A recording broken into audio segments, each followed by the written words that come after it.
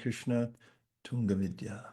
Hare Krishna Yogadish, Hare Krishna Sukeshwari, Hare Krishna Part, Hare Krishna Shastra Sarprada, Madhuri Radhe, Hare Krishna. Good to see your screens, anyway, your names. So I have a couple of new slides to start with. Dear Srila Prabhupada, Dear Sri Chaitanya Mahaprabhu, Shri Shri Panchatattva, Shri Shri Gaunitai, Shri Haridas Thakur, Srila Haridas Thakur, if you so desire, please empower us in this Japa Jolt so that we may please you by our chanting. Thank you for considering our request. Hare Krishna. And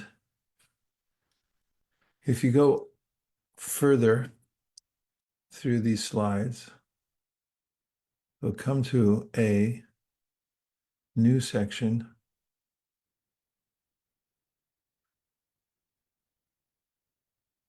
right here.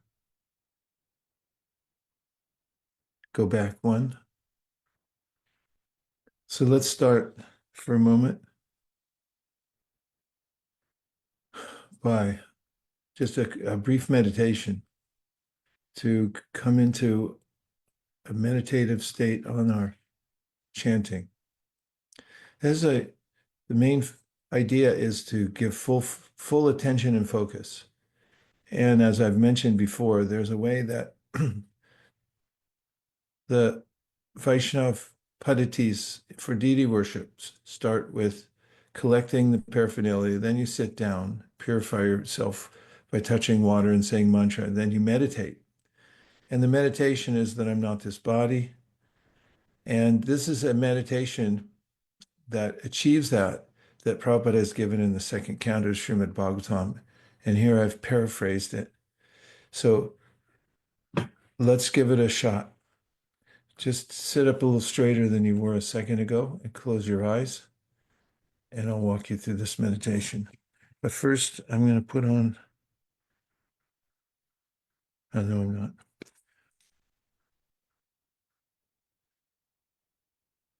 So just get centered for a minute and bring your attention to your breath. You don't have to breathe in any specific way except just relax and notice that you're breathing.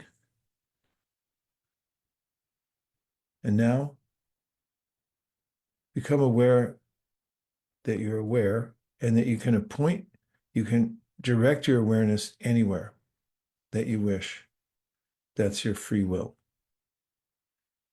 Bring your awareness to your hands and just feel them in this moment. Now transfer them to your legs. Consciousness from your heart, where you reside, is expanded throughout the body, and therefore you can feel the sensation in your legs due to consciousness. Now experience the presence of consciousness. Be aware of your head.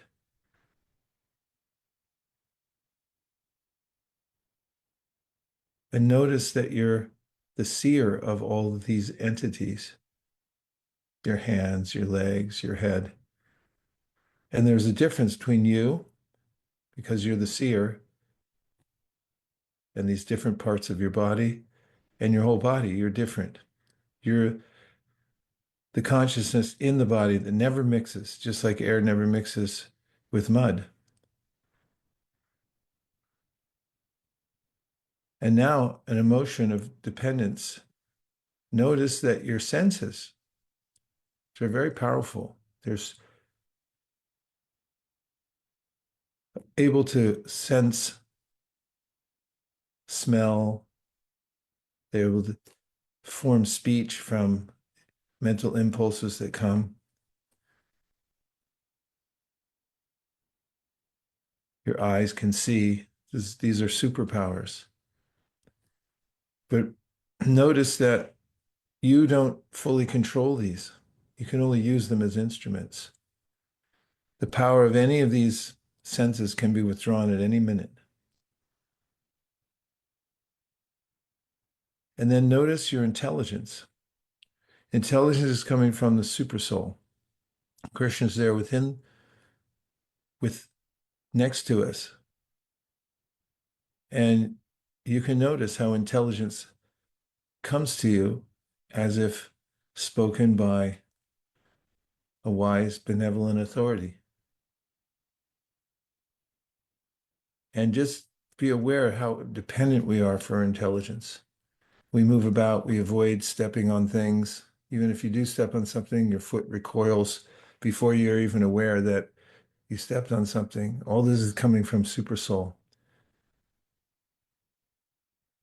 You can move to the next slide. So be aware that Krishna's always with you. And when you're chanting, Krishna's listening. He hears everything. He knows our intentions, our thoughts. So align your sense of sincerity for chanting as an offering for Krishna, and try to find that awareness of your sincerity that Krishna, I only want you. And then we can start by saying the names of the Panchatattva. Krishna expands himself into the Panchatattva just to assist us in different ways so we can perform all the limbs of bhakti. And we can walk on this most exalted path of the Bhagavat Marg by chanting Hare Krishna by their grace. So we'll say the Panchatattva mantra behind muted mics together, and then we can start chanting. Jai Shri Krishna Chaitanya Prabhu Nityananda Shri Advaita Gadadhara Shivasari Gaur Bhaktivinoda. That Bhaktivinoda Ṭhākura gives this technique for success in chanting, which is to beg. And if you beg Krishna for a place in devotional service to make advancement, although we're helpless, we're just tiny, and we're enveloped by the material energy and being conducted by the modes of material nature.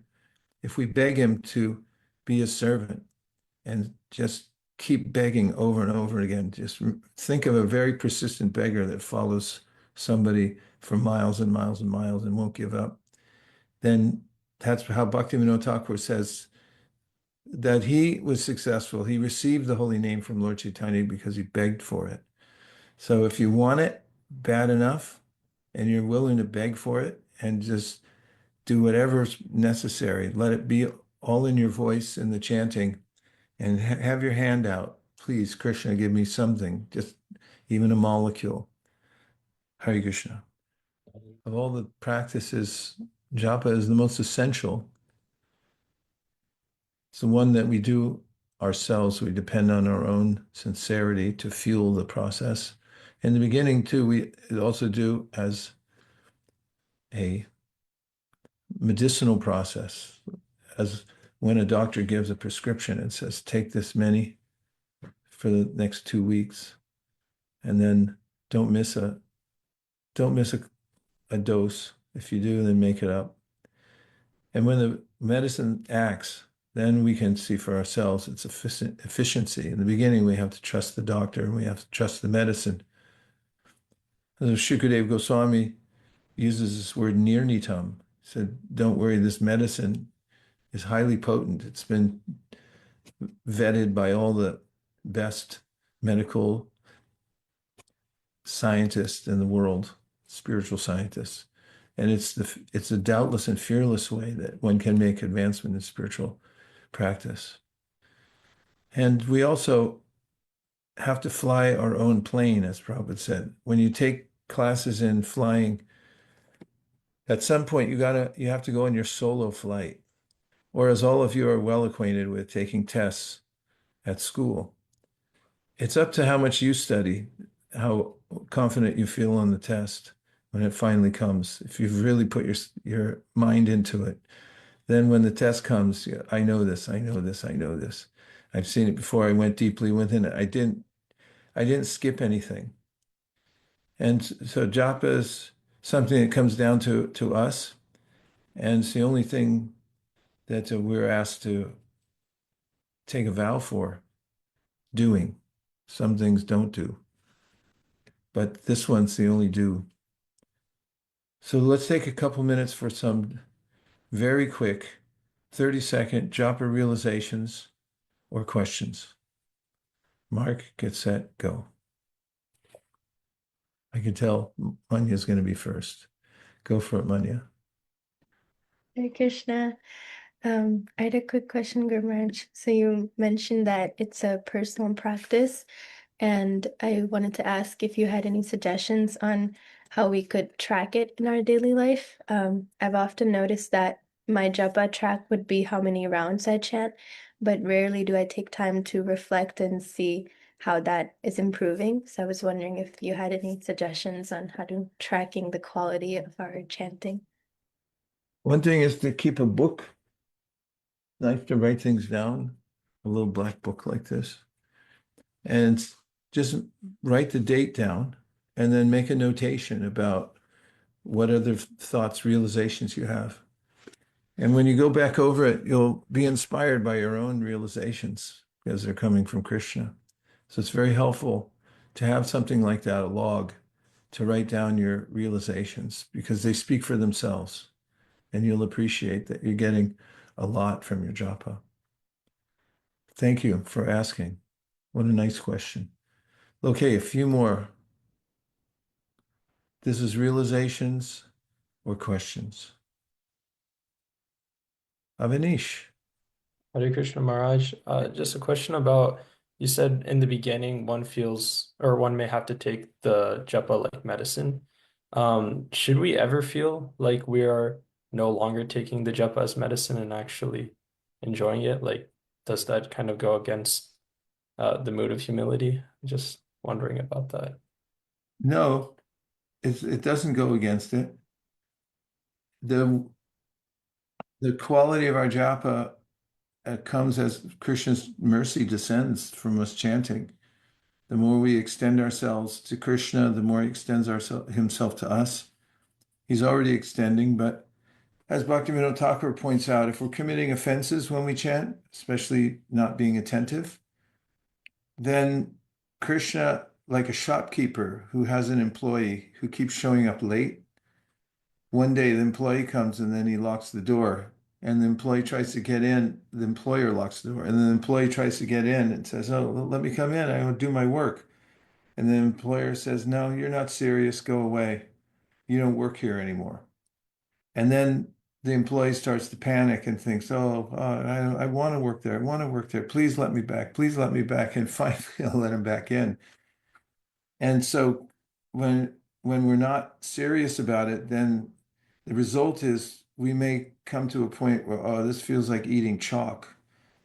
But when we're serious, then and we discipline ourselves by our intelligence, knowing that this is the right thing to do. Then we'll start to hear the name, and naturally those feelings of attraction come in because Krishna's all attractive. His names are unlimitedly beautiful and deep, and everything's in it. The Nam, Gun, Rup, Lila, everything complete in Krishna's names, and we'll start to realize that. And it doesn't compromise our ecstasy unless we start becoming proud of it and say, "Oh, I'm so advanced." Then Krishna can dip it down again and say, "Wait a minute, don't be a bad yogi." Just like with Narada, when he got his revelation of Krishna, and Krishna took it away, and then Narada tried to mechanically get it back. Krishna said, "No, no, not like that. It has to come by grace, so stay humble." So he'll give us reminders if we slip. Two more? 5, 4, 3, 2, 1. Madhuri Radhe. Hare Krishna Guru Maharaj. Um, I have a follow-up question to what you just answered. Let's say we were to get fired, or kicked out. What's the best way to get rehired? To keep chanting.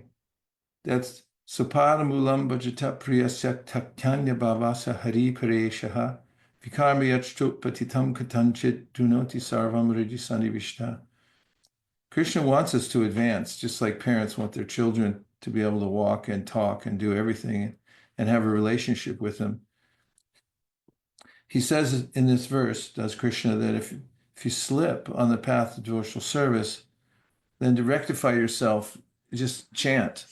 And Prabhupada mentions this. You can read it in the verse, Shri Prambhavati Dharmatma, Shashvat Shantim Nigachati. It comes right after Apichet Sudaracharo. And in these verses, in the purport, Prabhupada says that if somebody falls from the path of devotional service, then the remedy is to chant without stoppage. When you're making offenses, it's really hard to keep chanting.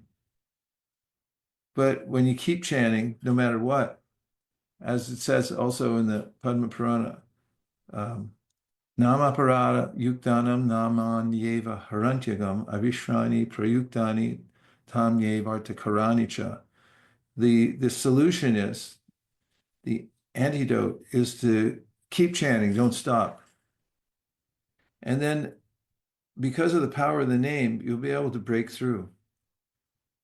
So my suggestion is the same suggestion as the Shastra, because I'm only saying what it says in Shastra, is don't stop chanting for anything. Constant chanting is the sure means to advance. And even if you don't feel like it, just keep chanting. In all circumstances. Does that sound reasonable and doable? Well, thanks everybody. It's been a heartfelt experience being here on Japa Jolt with you. And I'm really excited to be with all of you every week, because I just feel that the culture of Japa, the more we make it the mainstay of our lives, the more we advance in devotional service, and nothing succeeds like success. That's true in Japa also. There's the easy way and the hard way. The hard way is to chant and have your mind go somewhere else and then feel like it's, what's happening here? I'm just sitting here. The easy way is to make your mind one with the mantra. Put your mind in the mantra and the mantra in your mind, and they're one thing. And if you can get one mantra where you feel that you're one-minded on the mantra and you actually hear Hare Krishna, then it's not that you're counting the time. You're just trying to lean more deeply into the japa, because you want to hear it again. You want to feel it again. You want to actually be spiritually advanced and be right there. Everything else in life is pure drudgery. Trying to get ahead materially, drudgery. Trying to bolster your ego by talking to people and saying, am I all right? Am I all right? What do you think? What do you think of me anyway? And never quite satisfies, because we're never satisfied on the material level. But if you can get one mantra of sincere japa and you actually hear Hare Krishna, you don't need to ask anybody if you're all right. You know in that moment that you're all right and everything's all right, because Krishna's right there. And that's what we're trying to get to. And if you get to that, that's genuine spiritual life. That's genuine spiritual practice. Nobody can do it for you. Doesn't matter if you're part of an institution, doesn't matter where you live. If you get that, then you've got everything.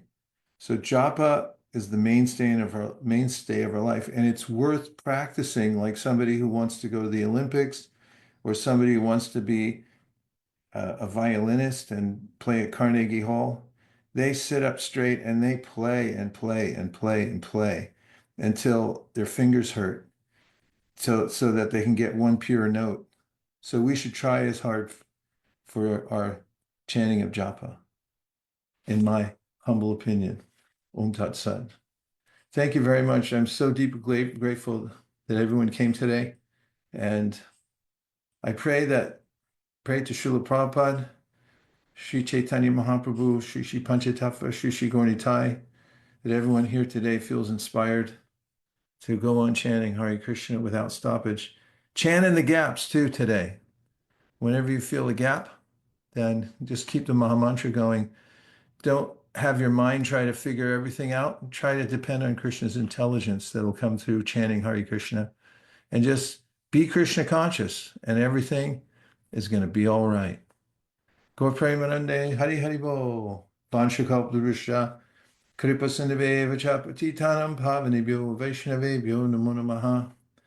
Thank you very much, stalwarts. I'll see you soon. Hare Krishna.